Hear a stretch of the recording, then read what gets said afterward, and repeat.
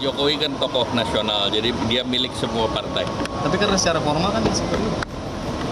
Beliau kan tokoh, seperti saya katakan, tokoh nasional, ya dimiliki oleh semua partai. Kalau Jokowi bukan anggota partai, dia mau rusak PDIP. Ini dia adalah anak dari partai itu, dia rusak sendiri itu. Coba Anda bayangkan.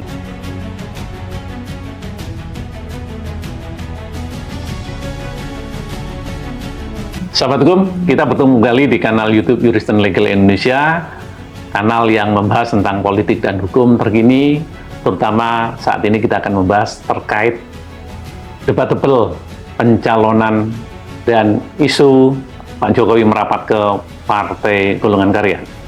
Sahabat Hukum, sinyalemen kuatnya Joko Widodo akan merapat ke Partai Golongan Karya dan mencalonkan diri sebagai Ketua Umum Partai Golongan Karya semakin nyata. Narasi yang disampaikan Ketua Umum Hartarto yang memberikan kode bahwasanya Bapak Joko Widodo semakin nyaman bersama golongan karya. Namun perlu diketahui kawan, bahwasanya untuk menjadi sosok Ketua Umum Partai Golongan Karya berdasarkan ADART diharuskan memiliki persyaratan yang sangat ketat.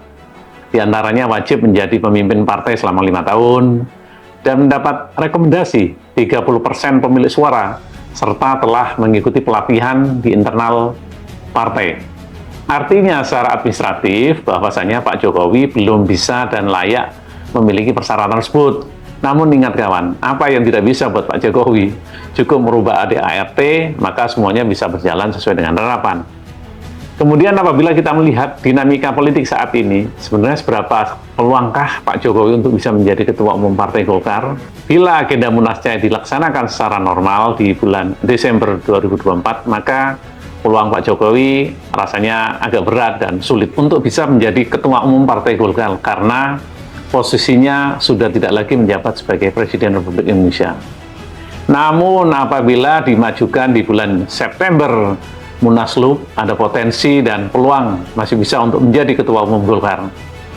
Hal tersebut sangat mencederai tentu publik tanah air karena telah merusak sehatnya partai politik dan sendi-sendi demokrasi yang menyebabkan tidak beradab, jangan dibajaklah di tengah jalan dan ikut cawe-cawe, maka sikap tersebut menjadi ancaman nyata bagi penegakan demokrasi tanah air. Di sisi lain, Saudara Grace Natali dari PSI yang mengusulkan agar Bapak Joko Widodo nantinya ini ceritanya, bisa didaulat sebagai pemimpin koalisi partai. Menurut saya pernyataan PSI itu harus dibaca dalam konteks pemerintahan pasca Jokowi dan Prabowo Subianto secara resmi dinyatakan sebagai pemenang pemilu pada tanggal 20 Oktober 2024 sebagai presiden mendatang. Jangan lupa kawan, kalau misalnya Pak Jokowi mendapatkan posisi sebagai ketua partai-partai koalisi pendukung Prabowo, berarti posisi Pak Jokowi sangat kuat dan itu akan menimbulkan isu terkait relasi antara presiden yang akan datang yaitu Prabowo dengan Presiden Joko Widodo. Jadi apakah Pak Prabowo bisa ikhlas atau tidak menentukan jadi tidaknya posisi Pak Jokowi sebagai ketua perkumpulan koalisi pendukung Prabowo? Dan yang kedua, tergantung pula oleh partai-partai pendukung Pak Prabowo itu sendiri. Ingat kawan, Pak Jokowi sudah lengser dari masa jabatannya sebagai presiden. Yang dibutuhkan adalah benteng pengamanan bagi dirinya karena sudah tidak lagi memiliki kekuatan dan pengaruh. Selanjutnya, kekuatan dan pengaruh tersebut beralih kepada Pak Prabowo dan ketua partai koalisi.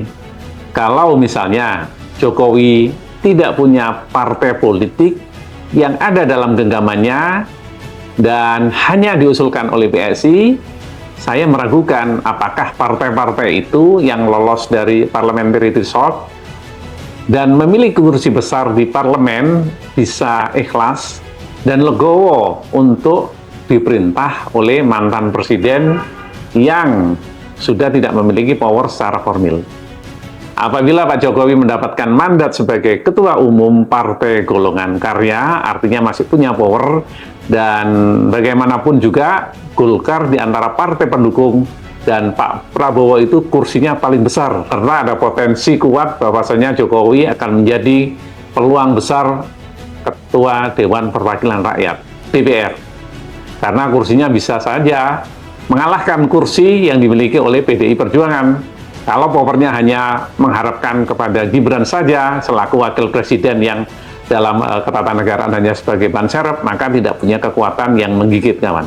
Jika kita membaca positioning PSI yang merasa bahwa partainya yang kecil, yang belum ada kejelasan pastinya bisa melenggang ke Senayan, sehingga yang diusulkan adalah Bapak Joko Widodo sebagai ketua koalisi parpol itu sah-sah saja, sehingga powernya dari Pak Jokowi ke depannya itu masih lebih besar dan tidak kehilangan panggung.